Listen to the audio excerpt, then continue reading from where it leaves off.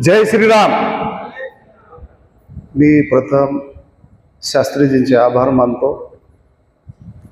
त्यांचा त्याग आणि तपश्चर्याचा विचार केला तर शब्दात सांगणं फार कठीण आहे।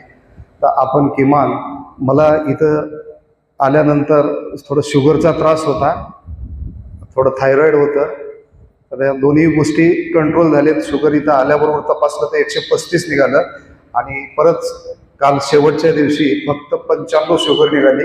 मी आयुर्वेदिक गोळ्या चालू केल्या होत्या मागील 2 महिन्यापासून, पण कंट्रोल होईल का नाही की म्हणून ॲलोपॅथिक गोळ्या चालू करावा अशा द्विधा अवस्थेत होतो। पण इथं मला अजिंक्य सिटीमध्ये एका मी सिनियर ग्रुपमध्ये जातोय दर आठवड्याला। तेथील एका रिटायर प्राचार्य बकवाड सर म्हणून आहेत, त्यांनी मला व्हॉट्सअपवर ग्रुपवर टाकलं आणि त्यांच्या प्रेरणेने मी पुण्याला आहे। तिथून मी रजा घेऊन, शासकीय रजा सुट्टी मिळणं फार अवघड आहे आठवडाभर, पण मी विनंती करून कदाचित शास्त्री साहेबांची कृपा मिळाली असेल तर रजा भेटली मला आणि मी इथं आलो। आणि निश्चित आपण जर हे रेग्युलर जर करू शकलो तर 100% आपले रोग ॲलोपॅथिक गोळ्या न घेता कमी होतील, एवढं मी सांगून थांबतो।